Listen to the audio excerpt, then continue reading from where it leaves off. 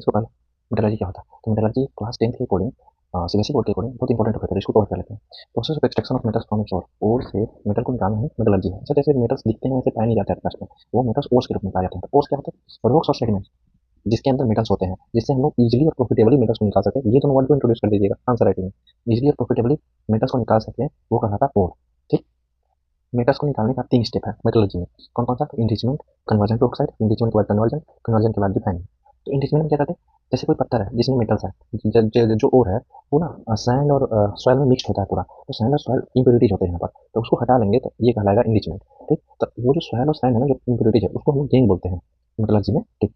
अब conversion to oxide, oxide में क्यों कन्वर्ट करना होता है कि ऑक्साइड से मेटल्स को निकालना काफ़ी ईज़ी हो जाता है। इसलिए हम लोग ऑक्साइड को मतलब कोई भी जैसे ओर होगा उसको पहले ऑक्साइड में कन्वर्ट कर लेंगे, फिर रिफाइन कर लेंगे, मतलब प्योर मेटल एक्सट्रैक्ट कर लेंगे। ठीक? हम लोग मेटल्स को निकालने के लिए टोटल मेटल्स को 3 पार्ट में डिवाइड करने वाले हैं। जैसे मेटल्स हमें पता है कि रिएक्टिव मेटल्स का एक रिएक्टिविटी सीरीज होता है। तो हम लोग देखेंगे जो हाई रिएक्टिव है, मिडिल रिएक्टिव है, लो रिएक्टिव है, इन तीनों को अलग-अलग निकालने वाले हैं। पहला स्टेप सब में कॉमन होगा, कंसंट्रेशन ऑफ फोर्स। ठीक?